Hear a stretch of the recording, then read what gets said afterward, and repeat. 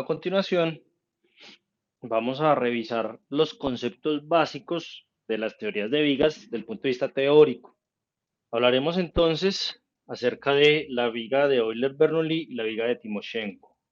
Estos conceptos están detallados en el libro Teoría de la Elasticidad, volumen 1 del profesor Diego Andrés Álvarez, que pues ustedes ya lo tendrán por ahí descargado.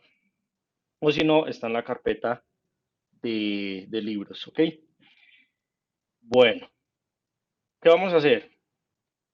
Vamos a revisar cuál es la gran diferencia entre estas dos teorías.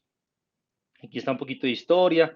Chicos, todo esto es tomado, hay algunas referencias casi que eh, textuales, o sea, literales, ¿sí? Del libro, por eso hago la aclaración. Todo lo que vamos a ver de aquí en adelante, hasta donde les diga, pues hace parte del libro, del texto. Bueno, ok, entonces pues básicamente la gran diferencia que existe entre una teoría y la otra es que la teoría de Euler-Bernoulli no tiene en cuenta el efecto de las deformaciones angulares en el análisis de los desplazamientos verticales.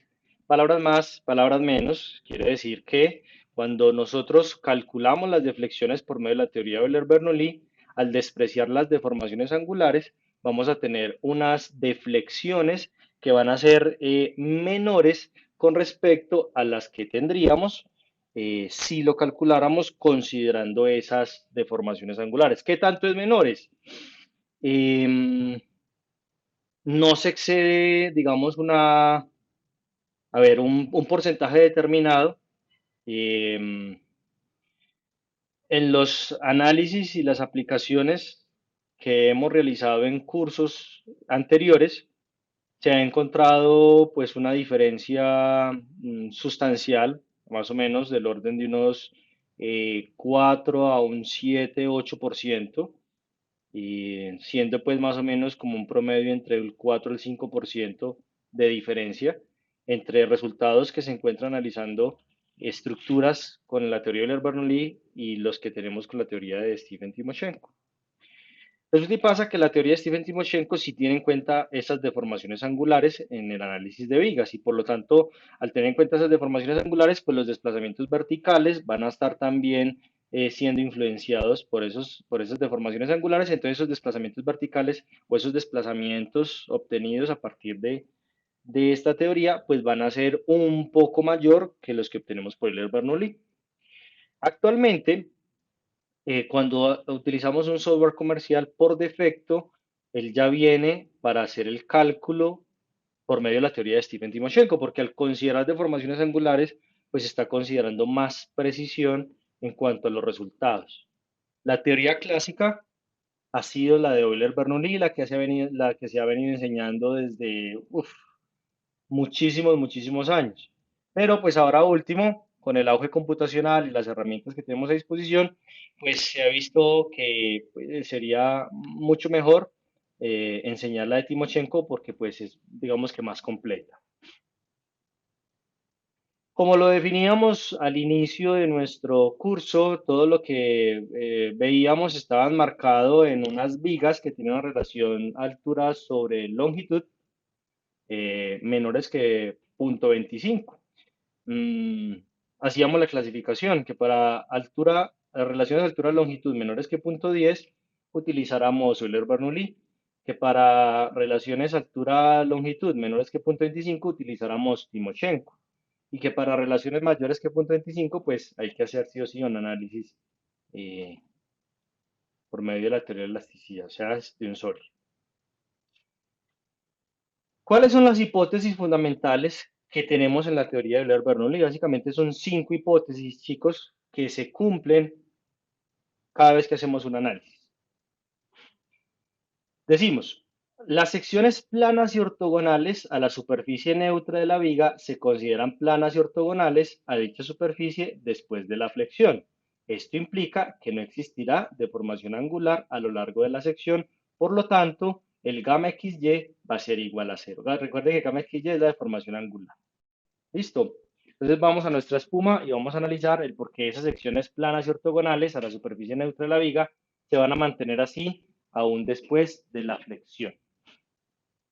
Entonces implica que tenemos una sección, o más bien tenemos la longitud de la viga, ¿listo? Tenemos la superficie neutra, y entonces resulta que esta sección es plana y ortogonal, esta línea es plana y ortogonal a ese eje neutro. Imagínense que por aquí está pasando una línea. O más bien, hagamos algo. Imaginémonos, esto porque está tan, aquí está. Imaginémonos que esta línea de acá es el eje neutro. Entonces miren que esta fibra o esta sección es plana y ortogonal. ¿Antes de qué? Antes de la deformación.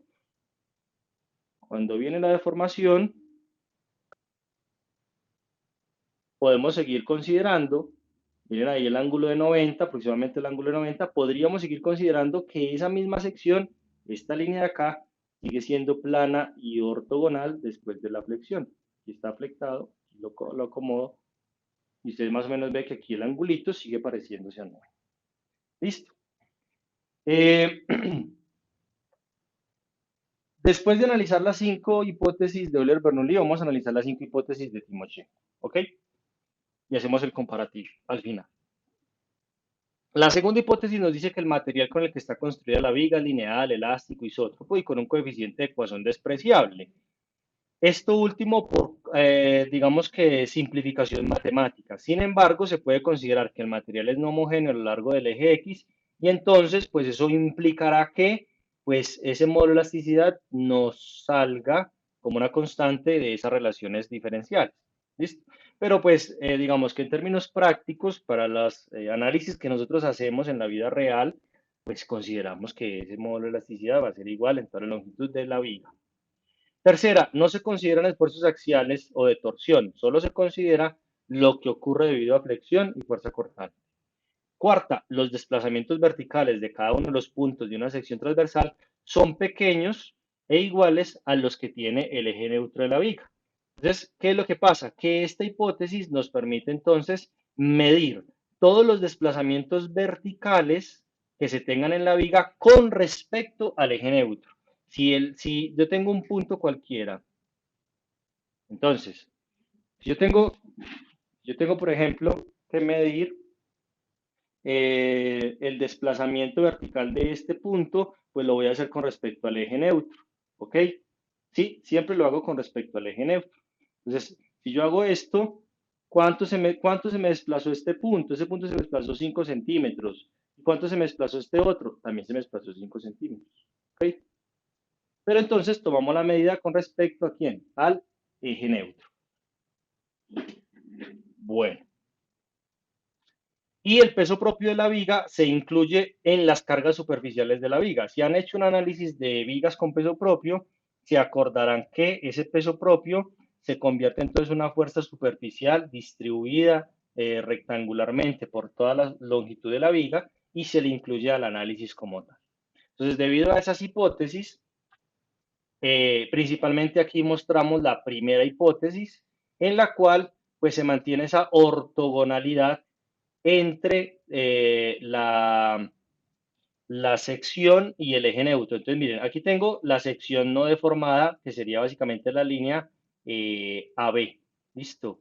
Esta línea B sería la no deformada, ¿cierto? Toda esta línea, a ver, rayemos más bien, pongámosle colorcito a esto para que ustedes identifiquen la primera hipótesis, que es la que lleva a la gran diferencia con respecto a la otra teoría. A ver, vamos a rayar acá. Entonces, ¿qué tenemos? Y de color azul tenemos esta sección. ¿Listo? Pero resulta y pasa que esta sección azul es plana y ortogonal con respecto al eje neutro. ¿Ok? Eso azul es antes de la deformación. Ahora, de color fucsia, vamos a tener lo que pasa después de la deformación. Después de la deformación pasa esto. Esta sección sigue siendo plana y ortogonal al eje neutro. Entonces, aquí tengo la posición no deformada, es la línea azul, mire con respecto al eje neutro es ortogonal, y cuando se deforma, mire la línea magenta, perdón, la línea fucsia, que sigue siendo ortogonal al eje neutro. ¿Listo? Entonces, gracias a esa ortogonalidad se pueden hacer las siguientes relaciones. Yo puedo relacionar el ángulo θ de la posición no deformada con el ángulo θ de la posición deformada. ¿Listo? En este caso se saca un triángulo, se extrae un triángulo que relaciona la posición no deformada con la posición deformada. Y entonces ese ángulo θ que yo tengo acá, pues básicamente representa el giro, la pendiente que va a tener la curva elástica en ese punto de análisis. Entonces yo puedo decir que la tangente de θ es igual a menos u, pues porque básicamente ese punto se movió una cantidad negativa en el sentido de las x, menos u sobre y, que era la altura que existía entre estos dos puntos de análisis. ¿Listo? Entonces acá, pues básicamente tangente de θ es igual a menos u sobre y.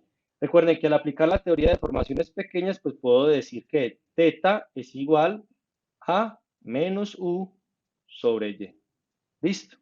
Pero también puedo relacionar ese giro no solamente con el desplazamiento horizontal que tuvo ese punto allí, sino también con el desplazamiento vertical, que en efecto es lo que estoy buscando. Y al relacionarlo con respecto al desplazamiento vertical, entonces salen o surgen dos ecuaciones que vamos a resumir acá. Entonces aquí pues básicamente vamos a tener el listado de ecuaciones. Entonces tenemos, por un lado, θx se puede expresar como menos u sobre y. Pero por otro lado, θx también se puede expresar como la derivada de ¿quién? Atención, del desplazamiento vertical con respecto a x. Recuerden, chicos y chicas, que esa v es minúscula. ¿Listo? Esto lo sabemos que la pendiente de esa curva elástica va a ser igual a que a la primera derivada de la función. Si igualamos esas cosas, podríamos obtener una expresión que nos diría que la derivada del desplazamiento vertical con respecto a x va a ser igual a quién, a menos u sobre y. ¿Sí? Y ahí encontramos una relación que es pues, bastante interesante. Muy bien. Ahora, en un segundo. A ver, ¿qué dice el agua? No, es el-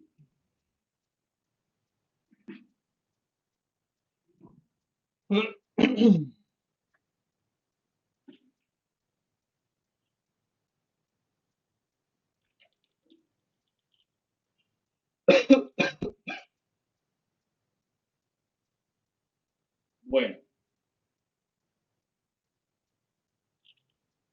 entonces resulta y pasa que nosotros a partir de esto podemos encontrar lo siguiente.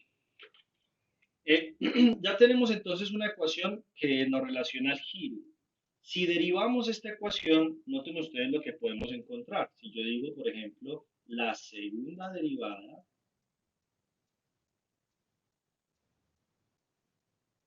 estamos bien, solo que me levanté con mucha alergia, mucha rinitis, entonces ya cuando llevo mucho tiempo hablando, ya la garganta empieza a picar. Pero no, aquí estamos bien, no vamos a morir, tranquilos. Muy bien, entonces, ¿qué es lo que tenemos acá? Vamos a hacer la primera derivada de esto. Tenemos el giro y ahorita queremos ver cómo podemos relacionar la curvatura. Entonces hacemos la segunda derivada, va a ser igual a qué? A la primera derivada de u con respecto a x. Entonces nos queda menos de u sobre dx, ¿sí?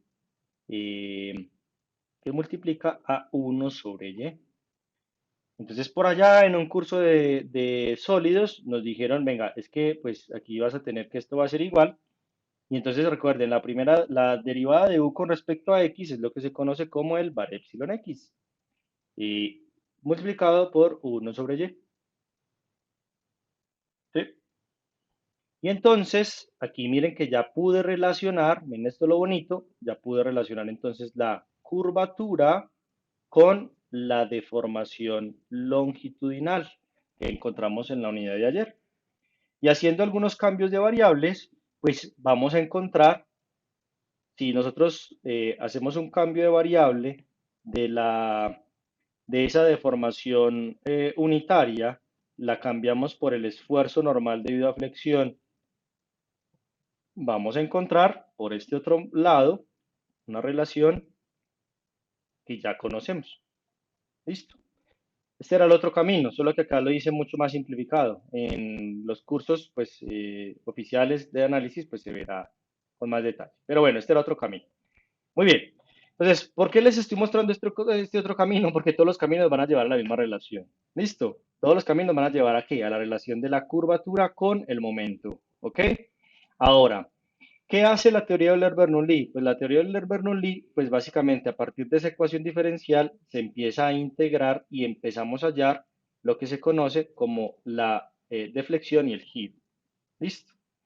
Entonces, esta figura que es tomada directamente del texto guía del profesor Diego Álvarez, nos representa o nos explica de una manera muy contundente lo que ocurre al despreciar esa deformación angular. ¿Sí? ¿Cómo al despreciar la deformación angular? Entonces el giro se puede relacionar de esta manera con los desplazamientos verticales y también con los desplazamientos horizontales. Ahora, a continuación, vemos entonces un resumen de cómo se aplican esas integrales para ir obteniendo la respuesta estructural. Entonces vemos que, pues básicamente, a medida que integremos aparecen constantes que ya explicamos cómo se pueden resolver. Ahora vamos a mirar qué ocurre en la teoría de Timoshenko. ¿Listo? En la teoría de Timoshenko, pues vamos a tener cambios en las hipótesis, principalmente en la 1 y en la 2. Miren lo que dice la primera hipótesis. Las secciones planas y ortogonales a la superficie neutra de la viga se conservan planas, pero no necesariamente ortogonales a dicha superficie después de la flexión. Esto implica que sí se considera la deformación angular en la viga. O sea, sí es plana, pero no es ortogonal. Entonces vamos a mirar en la espuma, aunque es un poco difícil representarlo, pero ustedes y yo haremos el esfuerzo visual por verlo de esta manera. Entonces, ¿qué implica para Timochenko el hecho de que esa deformación sí se considere? Tenemos nuestra sección plana y ortogonal, ¿listo? Antes de la deformación, y cuando deformamos nuestro elemento, lo deformamos aquí, pues ella sigue siendo plana, pero si yo hago un zoom a este ángulo de acá, ya no es ortogonal. Si yo le hago un zoom aquí a este angulito, ya no es ortogonal, ¿sí? Ya no es ortogonal. Aquí era ortogonal, pero cuando le hago aquí el zoom, ya no es ortogonal. Incluso la misma espuma está representando ese fenómeno. No hay ni siquiera que hacer un esfuerzo tan visual. Simplemente se evidencia que ese ángulo ya no es igual a 90 grados. Aquí es igual a 90, pero aquí ya no es igual a 90. Por esa razón, la teoría de Timochenko pues, es implementada de forma o por defecto en estos programas, pues porque intenta representar de una mejor manera el fenómeno físico.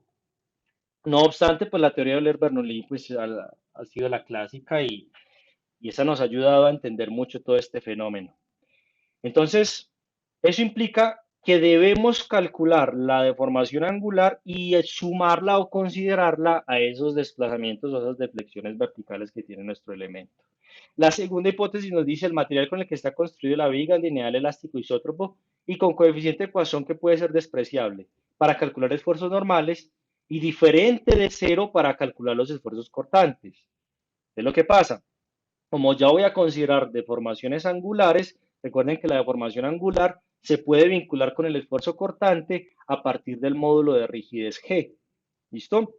Y ese módulo de rigidez G depende del módulo de elasticidad y depende también de la relación de Poisson. O sea que para los esfuerzos normales considere el coeficiente de Poisson 0, pero para los esfuerzos cortantes sí tiene que ser el coeficiente de Poisson que tengamos de nuestro material.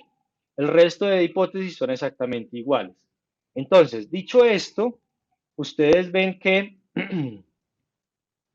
en esta nueva figura aparecen más variables. Claro, aparecen un conjunto de variables que hacen que esto se vuelva un poco más denso, visualmente hablando. Vamos a ver si podemos hacer una copiecita aquí y lo rayamos. Esto desde el punto de vista conceptual. En sus cursos de análisis, repito, de sólidos 2 lo verán con toda la deducción del caso. Listo, así que no se preocupen.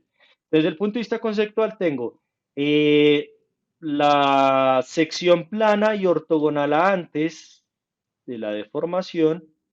Tengo la línea punteada que me muestra la deformación de Euler-Bernoulli, esta de acá, punteadita, color fucsia. Nos está mostrando la de Euler-Bernoulli. Y la de color verde que se ve allí es básicamente la deformación que queremos representar, o más bien, la sección que queremos representar en la deformada, considerando la teoría de Timoshenko. La de color azul nos representa la sección real. La real es esta, que es esta seccioncita nos representa aquella curva, ¿sí? O aquella sección que no es plana ni ortogonal después de qué? De la deformación. Repito, entonces, la línea punteada, Euler-Bernoulli. La línea verde es Timoshenko. Entre la línea punteada y la línea verde hay algo que es común, que la sección sigue siendo plana. La línea punteada, la sección es plana y ortogonal en la deformada. En la línea verde, la sección es plana, pero no ortogonal en la deformada. Mientras que en la línea azul, ni es plana ni es ortogonal. Entonces, en la línea verde que ustedes notan allí, aparece una nueva variable, chicos, que se llama phi. ¿Listo? Y esto que ustedes ven acá es básicamente esa deformación angular, es ese ángulo adicional que lleva a que la sección ya no sea ortogonal, pero atención, sigue siendo plana. Entonces aquí fácilmente ustedes ven que yo puedo hacer el mismo análisis, puedo decir, bueno, teta x es igual a esto, pero teta x pues también va a ser igual a menos u sobre y. Y ahí empiezo a operar y empiezo a encontrar relaciones diferenciales entre esa pendiente, entre esa deflexión, entre ese momento y entre ese cortante. ¿Listo? Entonces, acá lo único que es diferente es este parámetro. ¿Sí? Y nos hacemos la pregunta, ¿a qué es igual ese parámetro? Por aquí, pues en el libro guía nos dicen que ese parámetro, ese ángulo adicional, ¿sí? Un ángulo adicional es igual al negativo, aquí a phi x, es igual a menos gamma xy, o sea, a menos la deformación angular que ocurre en esa sección que tenemos allí. Aquí se plantea una pregunta, ¿cuánto vale phi? ¿Ok? Entonces, ¿qué vamos a hacer a continuación? En la diapositiva que yo les voy a compartir está, digamos, como todo el desarrollo resumido, pero yo los invito a que vayan al texto guía. Allí van a encontrar entonces la teoría de Timoshenko. No sé si está en el volumen uno, no estoy muy seguro. Creo que está entonces en el main, en el que el profe llamaba el main, que muchos de ustedes lo tienen, que es el libro completo, ¿cierto? En construcción. Pueden ir a uno de los dos y encontrar todo el desarrollo matemático. Ustedes saben que el profesor ha sido muy riguroso en incluir todas y cada una de las deducciones para que a ustedes les quede completamente claro eso.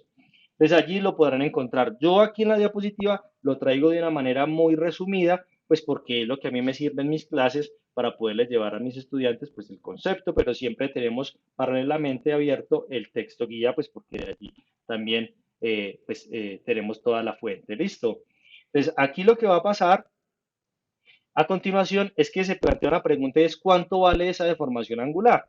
Entonces, para encontrar esa deformación angular, pues por aquí básicamente lo que se expone es que la teoría de Timoshenko utiliza una distribución de esfuerzos aproximada y equivalente a la distribución de esfuerzos real. La distribución de esfuerzo real de cortantes en la sección transversal sabemos que es una parábola, pero entonces en la teoría de Timoshenko se asume que esa distribución es un rectángulo que se puede calcular a partir del módulo de rigidez o módulo de cortante y la deformación angular. Para encontrar entonces una equivalencia entre estas dos áreas, la teoría de Timoshenko propone una modificación a las áreas sobre las cuales está actuando ese esfuerzo cortante. Recordemos entonces que el esfuerzo cortante actúa sobre el área de la sección transversal. Entonces, para hacer que esta parábola sea equivalente a este rectángulo, tengo que modificar una propiedad. Y esa propiedad yo la modifico para generar la equivalencia con base en el parámetro alfa que se llama factor de corrección del esfuerzo cortante, con el fin de que la sección transversal que tiene una distribución parabólica pueda ser equivalente a una sección transversal que va a tener una distribución rectangular de los esfuerzos. Entonces, ese parámetro alfa viene y modifica acá la expresión del tau xy, mire que aquí aparece alfa, para generar esa equivalencia de la sección transversal, del área de la sección transversal. Entonces, como depende de la sección transversal, encontramos algunas teorías en la revisión del estado del arte que nos permiten calcular ese factor de corrección alfa. Pues para la figura más utilizada que es el rectángulo, ese factor vale 5 sextos. En los software de ingeniería estructural, aquí voy a nombrar algunos, ETABS, MIDAS, SAP y demás, hacen internamente el cálculo de ese factor de corrección. Ellos lo tienen allí, se llama básicamente del factor, espere que se me secó la garganta,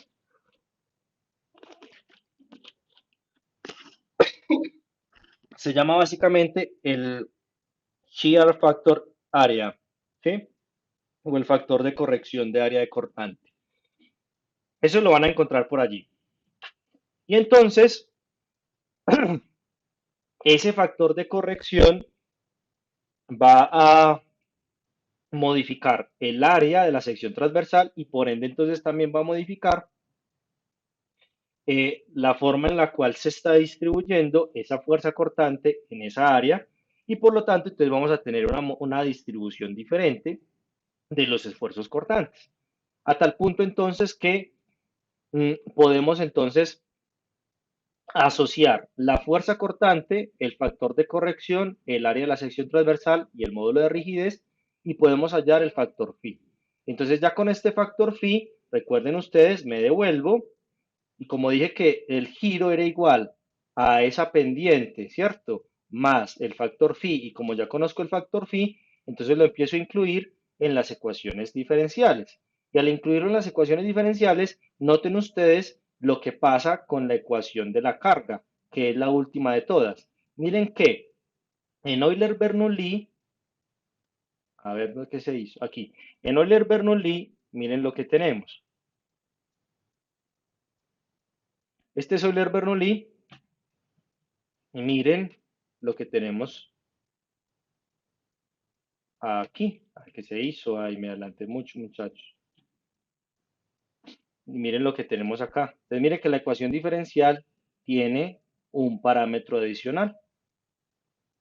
¿Sí? Este parámetro adicional es lo que cambia en toda la formulación.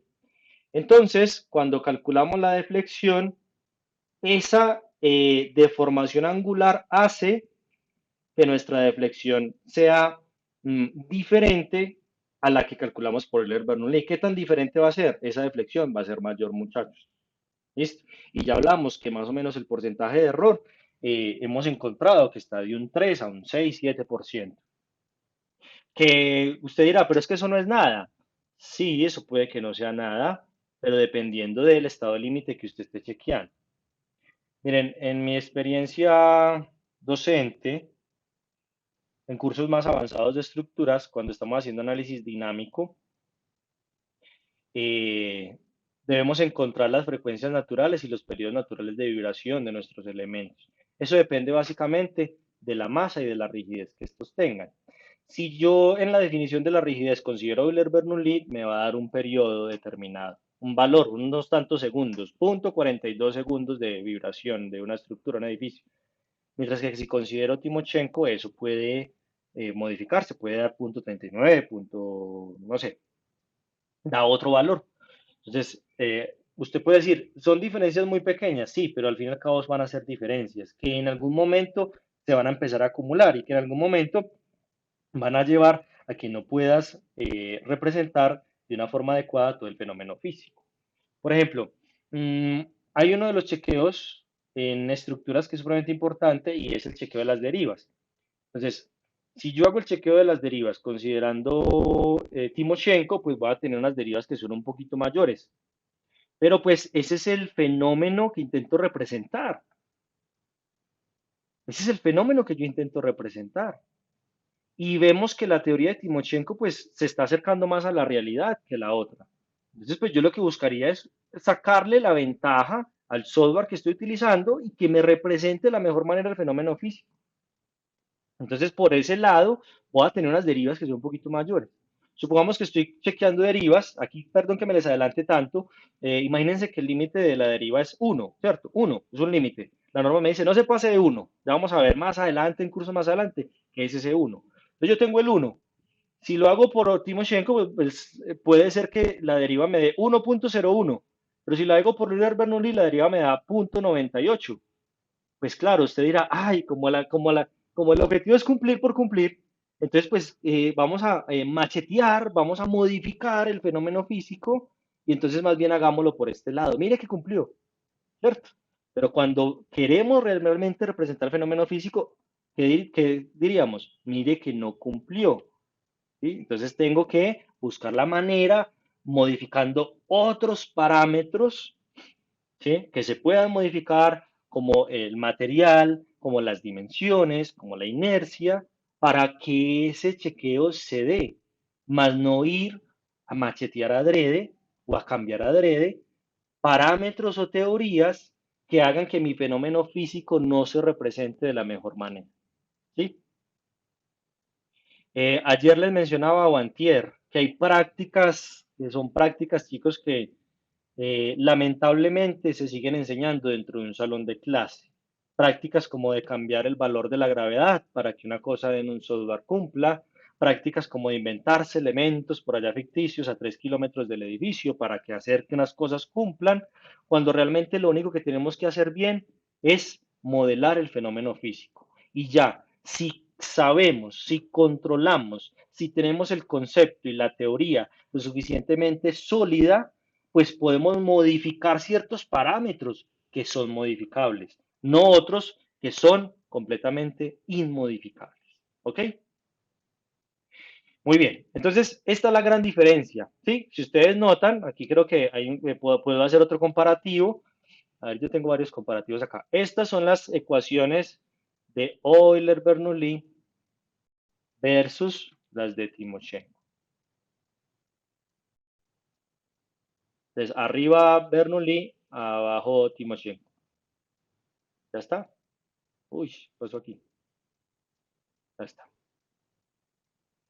Entonces, ustedes pueden notar que la única diferencia va a ocurrir en la deflexión, eso es todo. La ecuación 8, compárenla con la de abajo, eso es lo único. El resto me va a dar igual, porque el resto es estática. Esto por Euler-Bernoulli y por Timochenko tiene que dar lo mismo. No es que es estática, son fuerzas, iguales a cero. ¿Sí? Y en estática a mí jamás me mencionaron Bernoulli ni Timochenko. A no ser pues que, claro, de pronto, pues me quisieran contextualizar, pero no me dijeron, es que vamos a desarrollar la ecuación diferencial. No, simplemente sume fuerzas y sume momentos y eso tiene que dar igual a cero, porque la tercera ley de Newton. Ahí está, ¿sí? Tal cual. Muy bien. Ok, aquí más del comparativo, aquí pues de las ecuaciones y lo del área cortante y todo lo demás que ustedes se van a encontrar por allí, tomado directamente del libro de teoría de la elasticidad. Ok, bueno, vamos entonces a nuestra última parte, ya esto es lo último, no digan que me despido más que circo pobre. Lo último ya es cómo se calculan. Ya conocimos las ecuaciones diferenciales, cómo podemos calcularlas. Y para ello entonces les presento el método de la doble integración. El método de la doble integración es un método analítico, muchachos, porque se basa principalmente en hacer procedimientos matemáticos.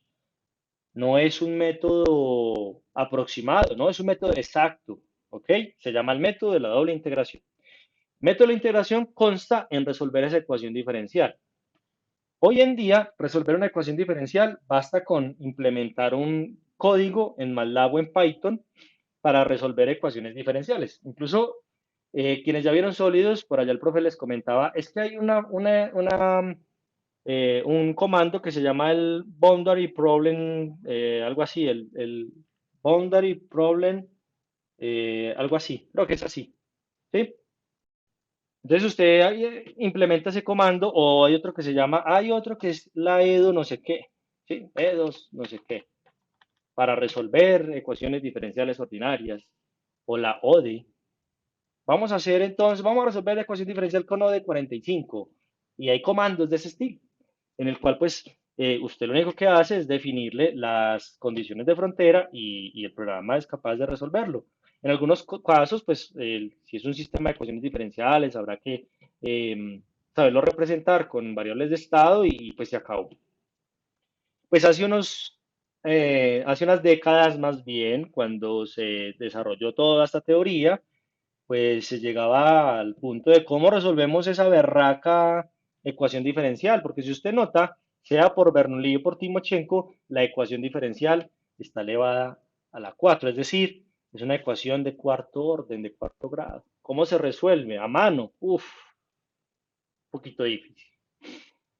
Entonces, se desarrolló un método que es el método de la doble integración, que básicamente parte de la ecuación de momento para ahorrarnos dos integrales. Porque si parto de la ecuación de carga, tengo que integrar cuatro veces. Si parto de la ecuación de momento, tengo que integrar solo dos veces. Y se hace una integral para calcular la pendiente y se hace otra integral para calcular la deflexión. Que si existen más métodos para calcular deflexiones y pendientes en vigas, por supuesto. Existen métodos energéticos, están en los libros de análisis que les compartí por allí. Están los métodos aproximados que se desarrollaron desde la resistencia a materiales, tan famosos como el método de la viga conjugada, el método de las relaciones de Moore, eh, métodos de Castigliano y un poco pues de teorías que son muy válidas y que se pueden incluso también enseñar. Aquí pues lo que pretendemos es simplemente mostrar el método clásico, el analítico, que es el método de la doble integración. Entonces, ¿en qué se basa este método? Primero, en un análisis externo, que es todas las reacciones. Luego hay un análisis interno, que es para calcular los cortantes y los momentos. Sin esto sería imposible poder desarrollar el método de la doble integración. Y cuando ya voy a calcular las deflexiones, pues entonces planteo el método de la doble integración. ¿Qué es lo que hace el método de la integración? Lo primero que hacemos es establecer las condiciones de frontera para determinar entonces cuáles van a ser los valores que vamos a utilizar en el cálculo de cada una de las constantes. Luego, cogemos cada una de las ecuaciones de momento. Para hacer el método de la integración necesito tener las ecuaciones de momento y las empiezo a integrar. Con una vez obtengo el giro, con dos veces obtengo la deflexión. Como integré tantas veces, salen tantas constantes. Integro dos veces, salen dos constantes.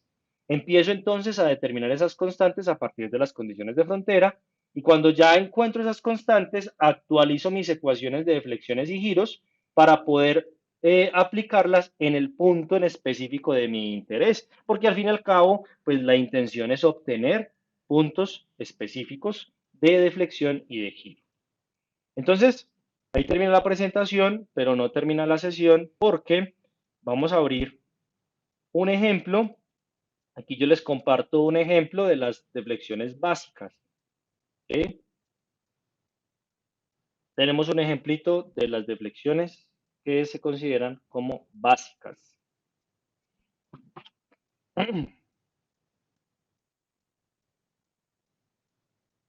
Muy bien. Menos segundo mi hidrato.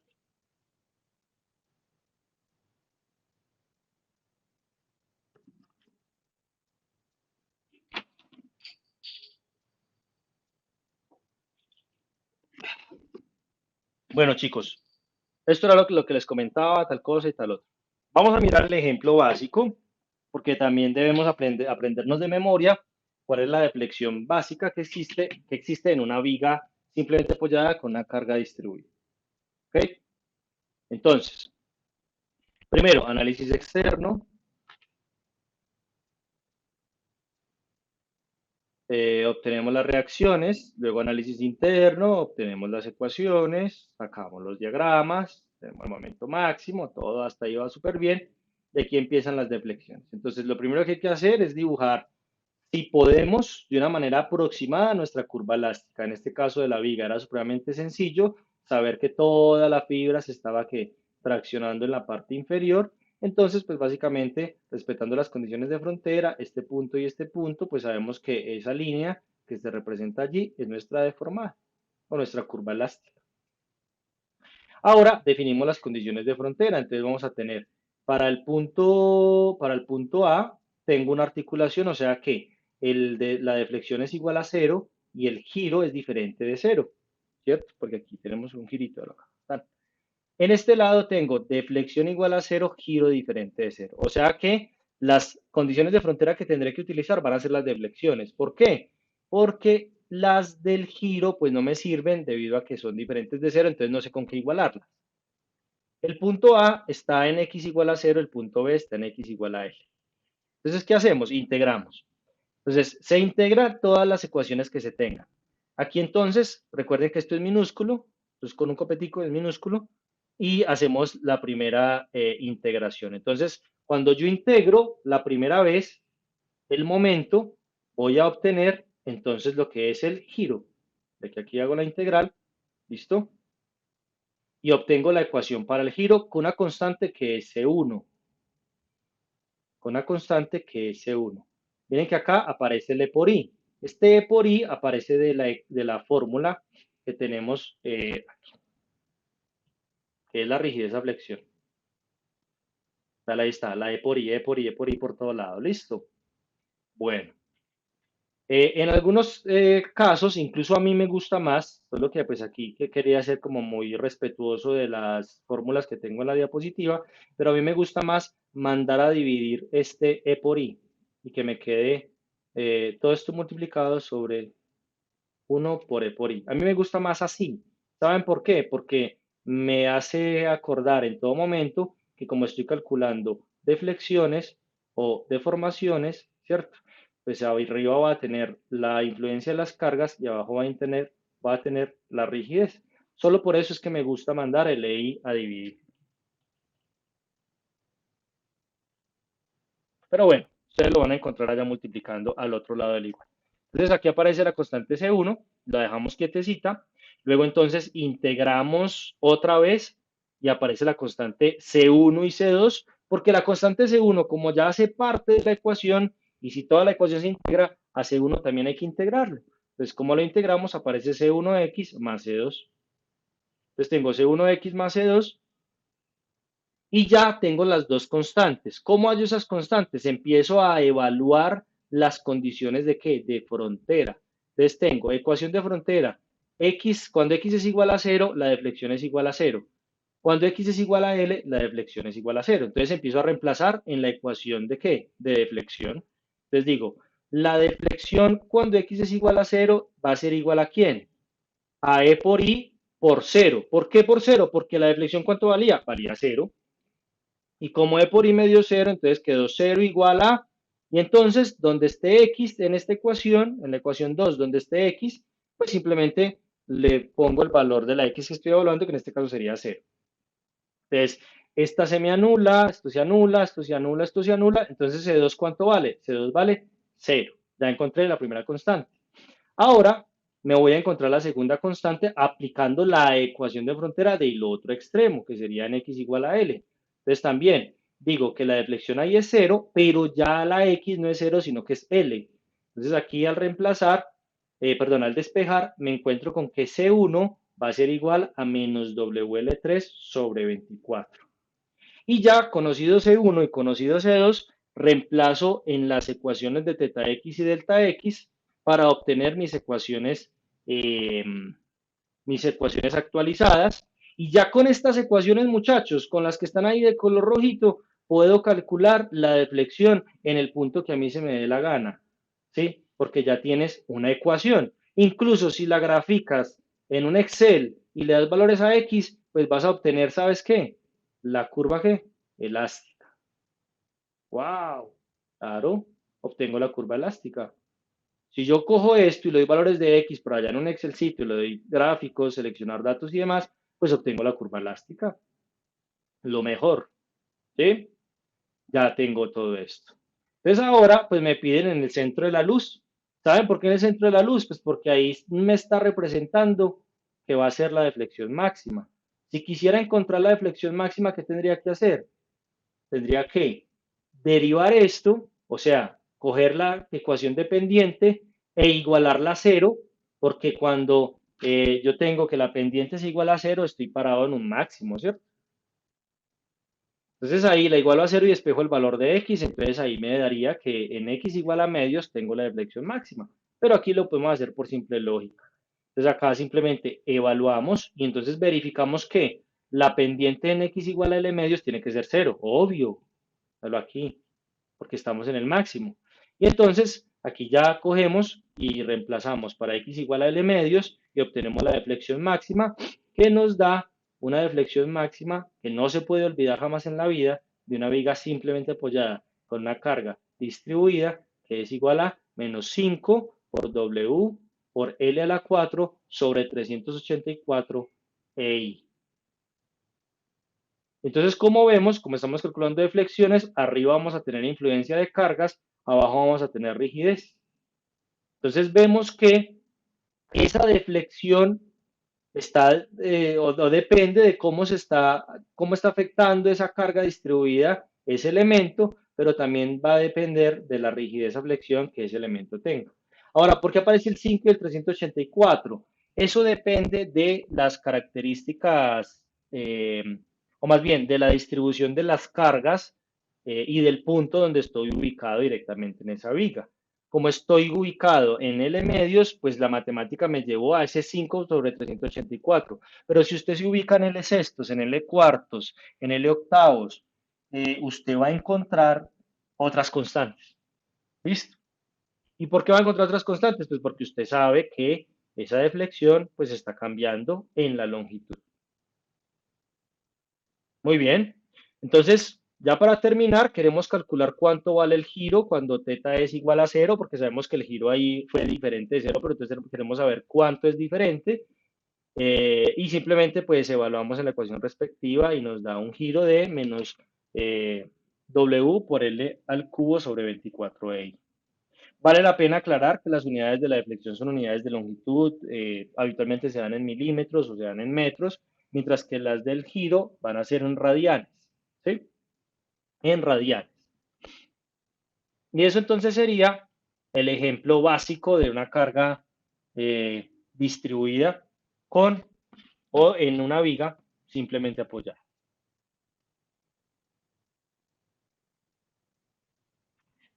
Listo, muy bien.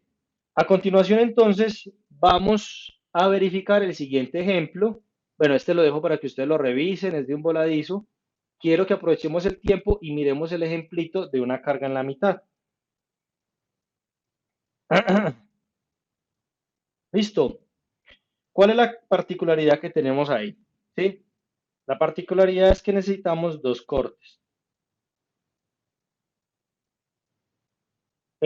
¿Por qué necesitamos dos cortes? Porque me pregunto qué pasa antes de la carga y después de la carga. ¿Qué pasa antes de la carga y después de la carga? Entonces, en ese orden de ideas, tenemos que hacer el siguiente análisis. Tenemos las carguitas, análisis externo P medios, dos cortecitos, una ecuación de momentos para el corte 1, una ecuación de momentos para el corte 2, los diagramas con sus funciones a trozos y todo excelente. Tengo las condiciones de frontera y aquí necesito utilizar, chicos, las ecuaciones de compatibilidad. ¿Por qué razón? Porque necesito igualar lo que pasa por acá con lo que pasa por acá justo en este punto. Recuerden, a izquierda y a derecha. Entonces, integramos para cada corte y para cada corte salen, entonces, dos integrales, o sea que en cada corte van a salir dos constantes, o sea que voy a tener en total cuatro constantes. Cuatro constantes ¿para qué condiciones? Para esta, una, para esta, dos, para esta 3 y para esta 4. ¿Sí ven lo importante de la condición de compatibilidad? Ya la tengo. Una, 2, 3, 4 para 4 constantes. Y empezamos a evaluar, muchachos. La de las integrales sí lo repasan ustedes en casita. Empezamos a evaluar para cada una de ellas y para cada corte. Aquí es importante, es una de las cosas a las cuales hago mucha claridad, y es que la condición de frontera, recuerden que esto es desplazamiento no cortante, la condición de frontera de este punto solamente se puede evaluar en el segundo corte. En el primero, no. ¿Listo? Al César lo que es del César, lo que le corresponde a cada corte, muchachos.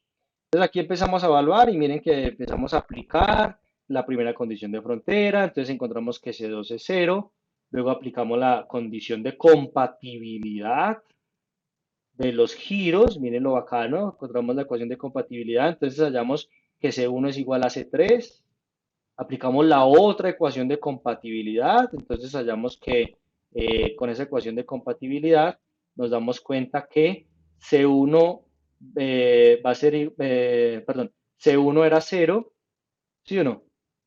Ah, no, C1 no lo hemos encontrado, perdón, estoy muy emocionado. A ver, vamos a hacer un control Z. Muy bien. ¿Qué encontramos? Encontramos en la siguiente ecuación de compatibilidad, encontramos que C1 va a ser, C1 por L medios va a ser igual a C2, ¿sí? Perdón, a C3 por L medios más C4, ¿ok? Pero entonces encontramos que C1 es igual a C3, entonces nos queda C1 por L medios es igual, C1 por L medios es igual a C1 por L medios más C4. Pues resulta que estos y estos se cancelan, entonces me queda que C4 es igual a 0. Y entonces aplico la última condición, chicos, de frontera, la última condición de frontera, y me da que C3 es igual a PL al cuadrado sobre 12. Y como C3 era igual a C1, entonces ya encontré las constantes que me faltaban.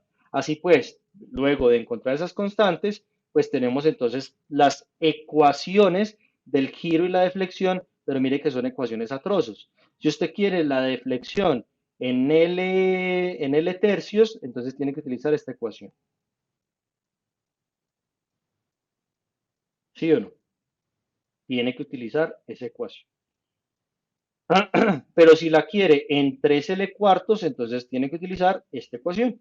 Y ahí simplemente es meterle el valor de X que corresponda y se halla el resultado. Muy bien, ese sería el procedimiento. Este es el método que hemos denominado clásico. Ahora con numeritos, pues esta viga es ya un poco más elaborada y ustedes van a ver que ya entre más elaborado sea, el método se vuelve muy tedioso, muchachos, porque hay que hacer 3 cortes, uno, dos, tres, entonces salen 6 constantes que hay que evaluar. Entonces aquí los dejo para que lo estudien, para que lo revisen. Ahí están los cortecitos. Ahí están los diagramas, ahí están las condiciones de frontera y continuidad, y ahí están todas las ecuaciones que hay que vincular con todas las constantes y todo el proceso que hay que hacer, porque hay que ir del primero al segundo diagrama, del segundo al tercero, luego al tercero al segundo, y luego del segundo al primero. Hay que ir y devolverse por todos los diagramas de cuerpo libre y los cortes para ir encontrando constantes, hasta que al final, pues todo va a tener obviamente solución y se encuentran todas las constantes habidas y por haber que haya en esa viga. Listo, ahí está C3, C4, C1, C2, C6, C5 y ya con esas constantes tenemos nuestras ecuaciones. Y entonces aquí estas ecuaciones pues están escritas de esa manera porque pues en el ejercicio de clase tuvimos que hacer unas correcciones, pero ahí están todas las ecuaciones y ya simplemente si alguien me pide que por favor le diga cuánto vale la deflexión del giro en un punto X determinado, pues utilizo la ecuación que le corresponda. Esto, repito, por medio del método analítico de la doble integración. Así pues, entonces se determinan las deflexiones en un elemento de viga. Con eso ya digamos que terminamos nuestro módulo. Como les venía comentando, este no es el único método, hay más, solo que este pues es el analítico, el clásico. Es tedioso, sí lo es, pero debemos aprenderlo porque a partir de este método se desarrollan muchas más deducciones de otra temática, o de otra teoría o de otro concepto relacionado con vigas. A manera de spoiler, cuando yo, por ejemplo, voy a hacer la deducción de la matriz de rigidez de una viga, que eso ya es un tema pues que no tocamos en en este curso, lo vemos en el curso de análisis avanzado. Cuando vemos la matriz de rigidez, la deducción que yo hago es partiendo del método de la doble integración. ¿Listo? Y, y así por el estilo, pues se empiezan a relacionar todas esas ecuaciones diferenciales. Entonces, muy bien, digamos que ha finalizado entonces el desarrollo de este módulo.